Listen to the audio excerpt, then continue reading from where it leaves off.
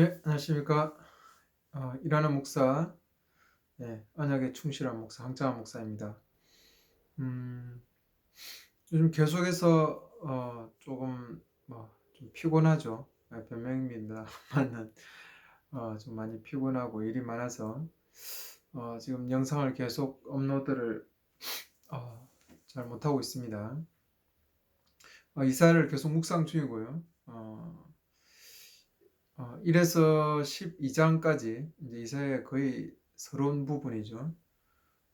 이사야의 어떤 그 하나님 나라의 이상, 그렇지만 유다와 이스라엘이 그 하나님의 이상과는 멀어져 있는, 하나님 나라의 어떤 그 언약 백성의 지위를 잃어버리고 언약 백성의 어떤 그 위치, 그런 어떤 인식들을, 정체성들을 제대로 찾지 못하고 잃어버렸던 그런 실제적인 어, 어떤 하나님 나라로서의 어떤 지위를 잃어버리는 계기가 된 아하스 시대를 배경으로 보여주면서 그들의 실패가 무엇인지, 그리고 특히 지도자들의 어떤 하나님 나라에 대한 이해 상실과 언약 백성으로서의 그 무게들을 온전히 느끼고 이끌어가지 못함으로 인해서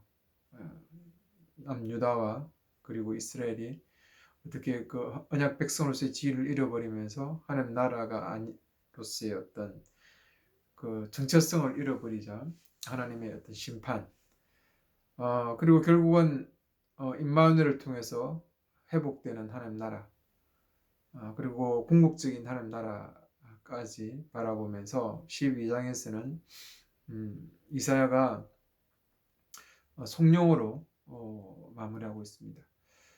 결국은 하나님 나라와 그 세워가는 그 부분들이 하나님의 어떤 성령과 연관되어 있죠. 우리를 이 땅에 우리를 만드심은 결국은 하나님의 어떤 하나님을 향한 성령, 찬양으로 나아가야 되는 것이 우리 인류의 어떤 창조의 목적이죠.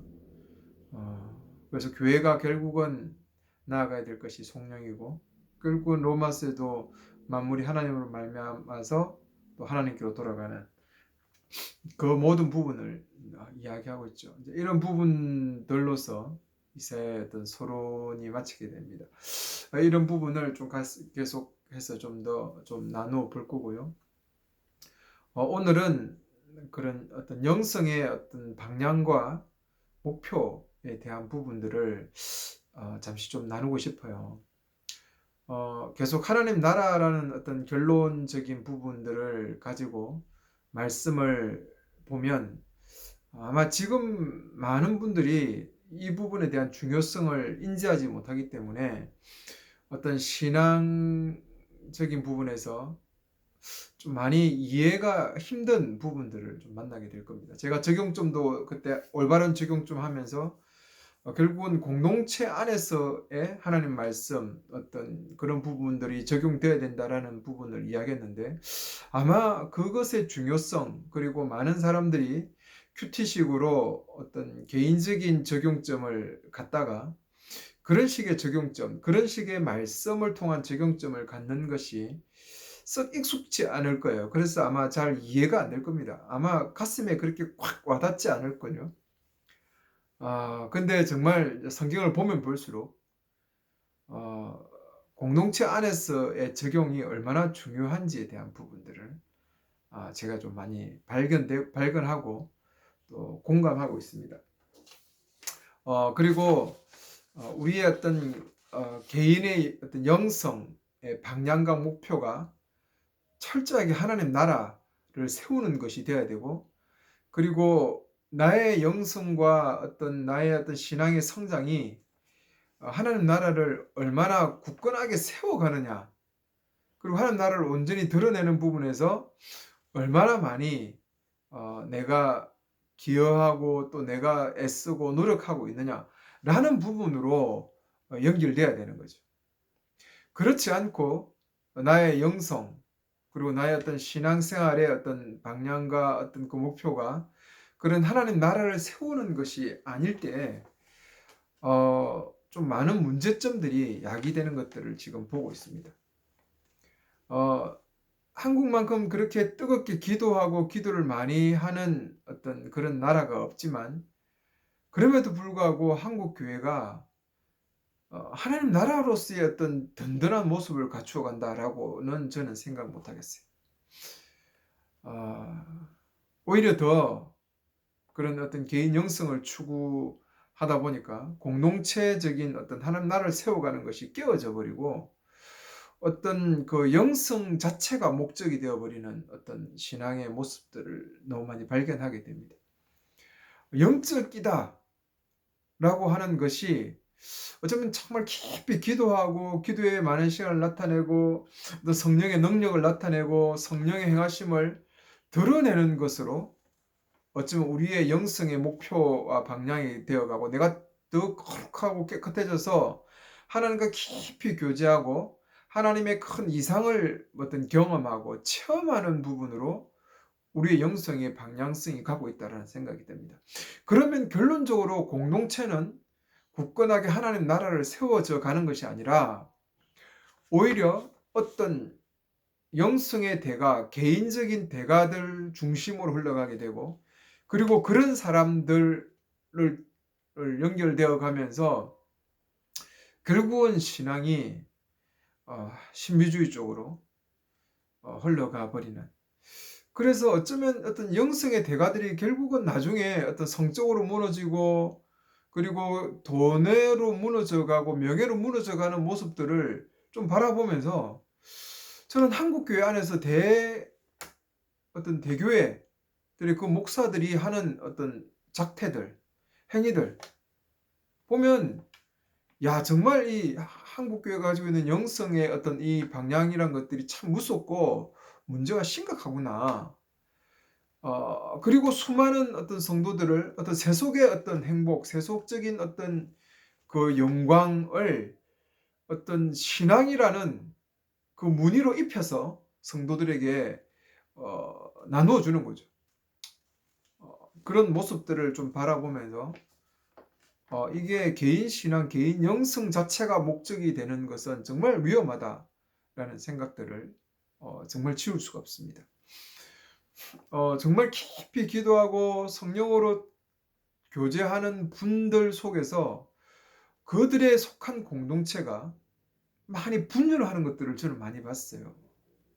오히려 성령 운동하는 교회들이 더 이렇게 든든한 하나님 나라를 드러내는 것이 아니라 오히려 더 나누어지고 분열해 가는 것들을 봤습니다. 또 고린도 교회 같아요. 고린도 교회 안에서 나는 바울파다, 나는 뭐 예수파다, 나는 뭐 아볼로파다 라고 하면서 어떤 신비한 영적인 것들을 많이 경험하고 뭐 방언도 하고 뭐 그런 부분들을 자꾸 내세우면서 자기가 뭔가 좀 대단한 것처럼 이렇게 교회가 분열되어 가는 그런 모습들을 어떤 좀 영성이 깊다라는 어떤 그런 단체, 그런 부분에서 좀 많이 봤기 때문에 결국은 개인 영성의 한계, 그리고 영성의 방향이 어떤 하나님 나라를 온전하게 세워가는, 그리고 든든하게 세워가는 부분이 아니면 심각한 문제들로 나아간다라는 부분들을 생각하게 됩니다. 음,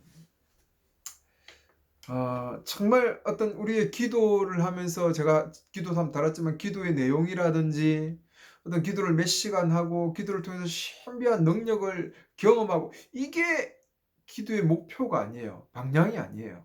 목표점이 아닌데, 어쩜 우리의 기도가 자꾸 어떤 내 인생의 문제를 해결해내는 부분, 그리고 내 삶에 막힌 부분, 또 어려운 부분을 뚫고 가는 도구로서 기도를 또 강조하거나, 아니면 기도를 하나님과의 어떤 1대1 체험, 1대1로 만남, 교제라는 어떤 측면, 하나님과 더 가까이, 하나님을 더 가까이 경험하는 부분으로서의 어떤 측면, 이 두 가지의 측면들이 강조되면서 기도하면 할수록 과연 하나님의 나라가 세워지고 이 공동체가 하나님 나라의 모습을 온전히 드러내느냐, 저는 그게 아니라고 봐요. 지금 한국교회 가고 있는 기도의 운동들이. 그래서 이런 영성의 어떤 그 방향과 목표가 너무 중요하다 라는 생각이 듭니다. 기도하면 할수록 나를 통해서 우리의 교회가, 내가 속해 있는 공동체가 더욱더 하나님 나라의 모습을 갖추어가고 하나님 나라의 능력을, 하나님 나라의 모습을 온전히 보여주는 것이 되어야 됩니다. 그것이 내가 기도하는 목표고 기도의 세계로 나아가는 방향이고 목표예요. 그렇지 않는 어떤 기도의 어떤 깊이 영성들, 하나님과의 만남, 체험, 이런 부분들은 그냥 하나님 앞에 더 가까이 가기 위한 어떤 하나의 수단이지 그게 목표가 아닙니다. 그런데 그곳에 너무 많이 집중해요. 그리고 그곳에서 너무 어떤 우울감을 느끼고 만족감을 느끼고 그로 인해서 오히려 더 타락하게 되는 그런 결과들을 맞이하게 된다는 것. 우리가 교회당으로도 모여서 예배하고 그리고 신앙의 어떤 모습, 신앙이라는 이유로 하고 있는 우리 행동들이 점검되어야 돼요. 그것이 정말 우리의 공동체, 하나님 나라의 공동체를 온전히 세워가고 그 우리 속해 있는 공동체가 하나님 나라의 모습을 갖추는 것이 되어가느냐. 오늘 예배를 많이 하면 할수록 여러분 예배로 모이면 모일수록 여러분 그 공동체가 하나님 나라의 모습을 온전히 드러내 줍니까? 저는 그렇지 않다고 생각해요. 예배는 정말 많이 예배의 어떤 프로그램은 많이 가지는데 결국은 예배가 하나의 개인적인 하나님과의 만남 이상의 어떤 존재적인 목적을 갖지 못해.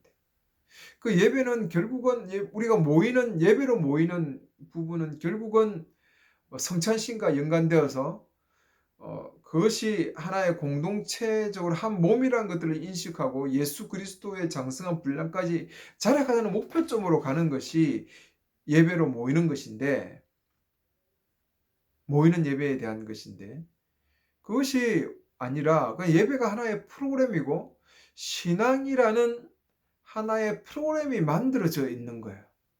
그게 그냥 참여만 하는 거죠. 그래서 제가 저번에도 말했지만 사람 뒷꼭지 보고 모였다가 뒷꼭지 보고 헤어지는 거죠. 그 속에 서로라는 개념이 들어가요. 예배 속에. 서로 사랑하자. 서로 섬기고 서로 격려하고 이런 게 우리가 모이는 지금 프로그램 예배 속에는 의미가 없어요. 너희가 서로 사랑하자. 우리의 어떤 일용할 양식, 우리가 우리의 죄를 서로 용서해주고 이런 어떤 부분과 지금 우리가 하고 있는 예배라든지 모이는 부분에 대한 부분, 그리고 우리가 신앙인이라고 하고 있는 이 모든 어떤 의미들을 온전하게 드러내면서 하나님 나라를 세워가는 것과 별로 연관이 없다는 것들을 생각합니다. 그래서 우리가 신앙이라고 하고 있는 이것이 어떤 내 개인적인 거룩, 내 개인적인 신앙의 성장 으로만 끝인다면 이건 심각한 문제가 있을 수 있어요. 내가 신앙이 거룩해지고 내가 성장되어 가야 되는 목표와 이유가 뭡니까? 그게 나로 인해서 하나님 나라가 온전히 세워지고 당신이 네가 더 풍성하게 하나님 나라를 경험하게 하는 것이 되어야 되기 때문에 그래요. 그런 방향으로 가야 되는 것이죠. 그냥 내가 신앙생활 잘하고 있다 라는 어떤 것으로 끝나면 안 되는 거죠.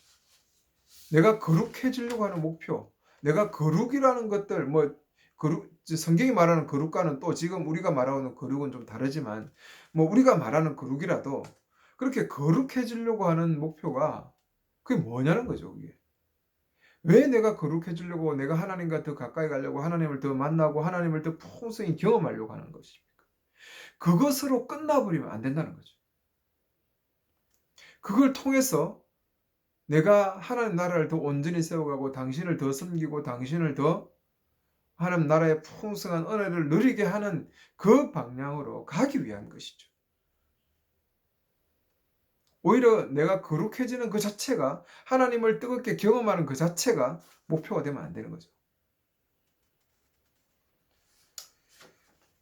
그리고 정말 우리가 어떤 이 사역자 중심의 어떤 이 신앙이 지금 교회 안에 프로그램화되어 있잖아요. 짜여져 있잖아요. 그러니까 이 하나님 나라를 세운다는 것에 대한, 내가 하나님 나라를 세워야 되고 나의 영성이, 나의 거룩이, 내가 하나님을 더 온전히 나아가고 기도하는 것이 어떤 하나님 나라를 세워야 된다는 개념이 약해요. 내가 기도를 열심히 하고 내가 밤마다 부르짖는 기도 제목이 전부 다 보면 하나님, 뭐 우리 자녀 문제, 내 인생의 문제, 내 삶의 문제, 내 막혔던 문제, 풀어야 될 문제, 뭐 해결돼야 될 것들, 뭐 이런 것들이라는 거죠. 사역자 중심의 어떤 교회의 지금 이 문화가 만들어낸 잘못된 모습들이. 은사 개발도 없어요. 내 은사를 통해서 교회가 정말 풍성하게 되는 것인데 이 은사의 개발이 지금 없어요. 은사 개발하면 뭐 은사 목록 찾아가지고 서로 해가는 부분, 이거는 아니에요. 성령의 충만함을 바라보면서 성령과 같이 기도하고 교회가 하나님 나라를 추구하면서 공동체적으로 기도하면서 은사를 부어달라고 기도하면요, 성령께서 교회 안에 은사를 부어주세요. 사역자 중심의 교회가 되면 안 돼요. 목사 중심의, 지금 소위 말하는 목사 중심의 교회가 되면 안 돼요. 심각한 문제가 일어나는 겁니다. 제발 중심의 성령이 중심이 되어서 은사 중심의 교회가 되도록 하셔야 돼요. 여러분, 공동체로 교회가 모여서 한번 성령의 은사를 달라고 기도해 보세요. 각자에게 하나님 나라를 온전히 세워가고 성령의 능력을 온전히 드러낼 수 있는, 정말 이 교회를 하나님 나라가 되게 할 수 있는 그런 은사를 달라고 이 공동체가 모여서 한번 기도해 보세요. 오순절 다락방에 오순절의 역사가 안 일어나겠습니까? 저는 확실합니다. 일어나요. 일어납니다. 왜? 오늘날 성령이 부어진 이유가 바로 이 새 언약을 통해서 하나님 나라를 이 땅에 온전하게 세우는 것이기 때문에 그렇습니다. 그래서 성령의 성품들을 다 보면요, 온유와 충성과 절제와 이 모든 것들이 다 공동체를 풍성하게 하는 어떤 성품들이에요. 제발 좀 교회가 모여서 목사님 말씀 듣고 은혜 받았다 뭐 이런 이야기 좀 하지 마시고, 사역자 중심만 바라보면서 그 교회가 프로그램화된 것을 프로그램 안에 참여함을 통해서 뭔가를 생각하지 마세요. 성도 하나 변화시켜 놓는 거, 그거 중요한 게 아니에요. 그 성도님이 사역자로서의 마인드를 갖고 성령의 은사를 가지고 그분이 교회를 섬기게 해야 돼요. 성령의 은사를 가지고. 성령의 은사는 정말 풍성하고 다양합니다. 오늘날 한국교회의 문제는, 저는 성령의 이 은사가 풀어지지 않는 데 있어요. 목사 중심의 교회, 목회자 중심의 교회, 이것은 심각합니다. 제가 평신도 교회를 꿈꾸는 이유가 이거예요. 정말 우리가 평신도들이 모여서 어떤 한 목사의 특정한 목사에 의한 교회가 아니라 평신도들이 모여서 저는 그래 생각해요. 한 5가정, 6가정? 이게 참 좋다고 생각해요. 그러면 한 뭐 3명, 4명 되니까 애까지 합해서 한 5가정이면 4명, 한 20명, 하여튼 15명에서 30명 안팎의 교회가 저는 참 이상적이다. 그 이상 되면 또 분리해 가는 것이 좋다라는 생각이 들어요. 그런 가정이 모여서 여러분 한번 기도할 때 성령의 은사를 위해서 한번 기도해 보십시오. 평신도들이 모여서. 목사 중심의 그런 사역이 아니고. 그러면 한 사람 한 사람이 하나님께서 사역자로 부르세요. 은사를 주세요. 사역할 수 있는 은사를 부어주세요. 그러면 그 은사를 가지고 교회를 섬기면요, 교회가 정말 풍성해집니다. 목사 중심의 교회로 흘러가다 보니까 교회가 지금 이렇게 빈약해요. 빈약하고 수많은 성도들은 그냥 멍청하게 따라가고 뭐 제자 훈련 받으면 뭐합니까? 배워서 뭐 할 거예요? 내가 정말 하나님 나라를 온전히 세워가는 사역자의 그런 모습을 성령의 은사를 통해서 부어지면 정말 풍성하게 드러나요. 제발 공동체로 모여서 성령의 은사를 위해서 기도하십시오. 그러면 성령이, 오순절에 그 놀라운 성령께서 오늘 우리에게 다시 한번 부어지면서, 다시 한번이 어디입니까? 매일 부어지는 거죠. 또 여전히 부어지면서 우리 속에 은사들을 나누어 주실 거야. 그리고 성령의 성품들이 교회 속에 드러나면서 이 교회가 세상을 향해서 하나님 나라가 뭔지, 하나님의 의와 공의와 의와 진리와 화평과 평안과 이런 부분들이 뭔지를 세상에 보여줄 수 있어요. 제발 좀 그거 안 될까요? 좀 안 될까요? 한 5, 6스의 평신도들이 좀 모여서 맨날 그 교회 예배 하는 프로그램 참여하면 뭐합니까? 목사하는 설교 듣고 있으면 뭐예요? 그런 교회 백날 다녀봐야 뭐 하겠습니까? 이제 좀 그런 거 안 할 때가 안 됐습니까? 평신도들이 그냥 모여서 좀 하세요. 평신도들이. 성경 잘 몰라도 돼요. 모여서 성경을 같이 고민하고 성령을 위해서 기도하다 보면 그 속에 좀 그 교사의 은사를 받은 사람도 있어요. 좀 성경을 깊이 연구하게 되고 그것이 재밌고 또 유익하게 되는 분들이 있어요. 그러면 그런 또 신학도 배우고 목사 되려고 신학 배우지 마세요. 이런 공동체를 더 온전하게 섬기기 위해서 공동체에 더 하나님 바른 말씀을 세우기 위해서 신학을 공부하는 거죠. 그런 교사의 은사가 있는 사람이 발견되면 그 사람 좀 신학도 좀 하게 하고 또 그런 사람은 인터넷을 DB에서 공부하게 되고 뭐 밤에도 야간 신학교도 많습니다. 요즘에 저는 한국 안에 좀 야간 신학교가 좀 지금 이런 정규 신학교가 좀 야간 신학교 좀 만들었으면 좋겠어요. 이런 그냥 교육자를 만들기 위한 양성소로서의 신학은 성경적이지 않습니다. 그렇게 성령 모여서 말씀을 제대로 깨닫게 해달라고 기도하다 보면 교사의 은사를 있는 사람도 있고 목회의 은사를 가지고 또 위로하고 격려하는 이런 분들도 참 많을 겁니다. 그리고 하나님께서 또 직분 주시잖아요. 장로는 섬기면서 공동체를 돌아보게 하고 그 집사들은 뭐 합니까? 집사들은 경제적으로 어려운 사람들을 바라보고 세우고 그들을 돕고 구제하고 이런 부분들로 집사들이 어떤 잘 섬겨가는 거 아니에요? 교회는 건물이 없으니까 그 모든 11조 이상 저는 11조는 성경적이지 않다라고 생각하지만 그래도 11조를 내는 게 좋겠죠. 뭐 제가 생각할 땐 그렇습니다. 왜? 11조 안 낸다 하면 11조도 안 내더라고요. 근데 바울은 이 평균케 하는 원리를 위해서 이 연보를 하기 위해서 헌금이 아니죠. 하나님께 드리는 게 아니라 공동체가 하나님 나라를 세워가는 이 일을 위해서 연보하는 것이니까 그런 부분들을 위해서 필요하죠. 저는 뭐 11조는 성경적이지 않고 그것은 지금 거두어야 되는 게 아니지만 11조를 안 낸다 하면 11조보다 더 못 내니까 그래도 최소한 10분의 1은 하자. 그래서 그거 건물 안 세우고 목회 사람이 없으니까 그거 다 모으면 그거 모아가지고 뭐 합니까? 먼저 우리 공동체 안에서 평균케 하는 원리를 통해서 우리 공동체 안에서 힘들고 어려운 사람들을 돌아보는 것이고 그리고 또 이 구석구석 우리 지역에 힘들고 어려운 사람들을 세워가는 것이죠. 저는 그 수많은 돈들이 정말 이 건물 짓는 데 안 쓰고 목회 사례비에 이 헌금 안 하면 이 수많은 헌금들이 정말 하나님이 원하시던 가난하고 힘든 사람들, 나그네들, 외국인 노동자들에게 크게 쓰일 거라 생각합니다. 맨날 건물 지어가지고 그 건물 3분의 2는 맨날 뭐 그 은행에 이자 갚는다고 다 내고 성도들 그렇게 뼈 빠지게 일하고 힘들게 일해서 11조하고 헌금하면 그 대부분 목회 사례비로 가고 뭐 또 교육기관 뭐 교육기관 그거 왜 필요합니까? 저는 참 그 성경적이지 않는 부분을 만들어 가지고 교육기관 한다고 돈 다 쓰고 건물 유지비에 다 쓰고 목회 사례비에 쓰고 그걸 맨날 교회가 빚에 허덕이고 많은 짓인지 모르겠어요.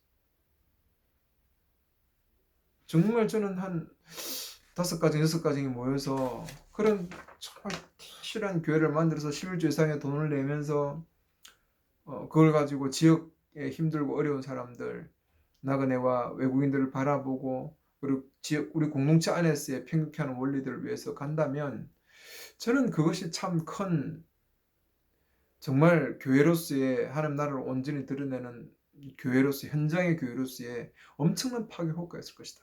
교회가 정말 세상의 빛과 소금이 되지 않겠는가? 곳곳에서.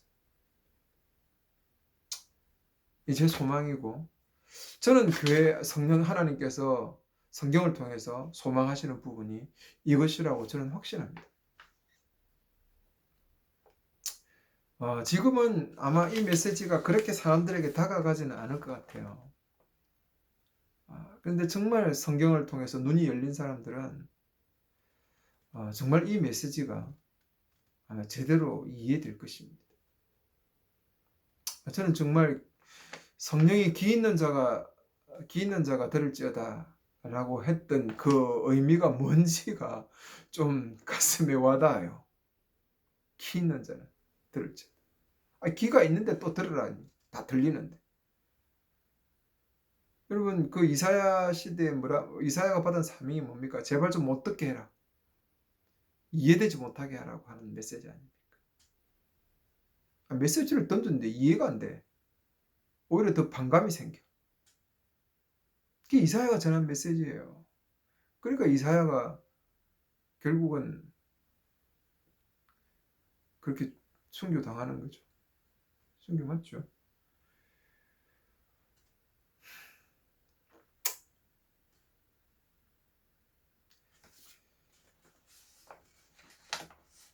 우리의 지금 교회가 갖고 있는 어떤 프로그램을 따라가는 것을 신앙이라고 생각하지 않았으면 좋겠어요. 이런 프로그램 안에서 예배 시간에 주일날 예배 오고 예배 드리고 수요 예배 가고 금요 철학 가고 기도에 있으니까 새벽 기도 가고 그 속에서 뜨겁게 찬양 시간이 있으니까 찬양하고 간절하게 기도하고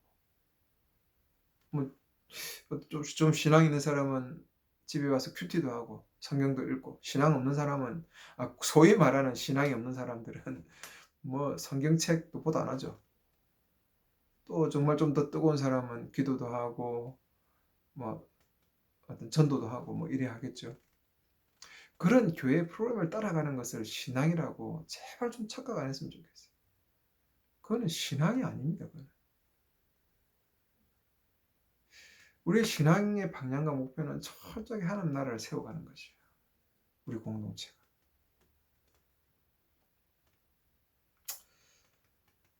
나는 오늘 교회 프로그램을 따라가는 신앙인인지 하나님 나라를 세우는 사역자인지 생각해 보세요. 여러분, 사역자가 충분히 성령의 은사를 통해서 될 수 있는데 오늘 교회가 그런 모든 자격들을 다 빼앗아 버렸잖아요. 정말 어리석한 무지한 성도로 만들어 버렸잖아요. 그럼 그 교회 안에서 그 집사 장로로 그렇게 서 있습니까? 좀 평신도끼리 한 5-6명 모여서 마음만 사람끼리 모여서 정말 교회를 세워보시고 그래서 성령을 위해서 한번 부르짖어 보십시오. 은사들이 부어지고 정말 여러분들이 귀한 하나님의 일꾼들로 사용될 것입니다.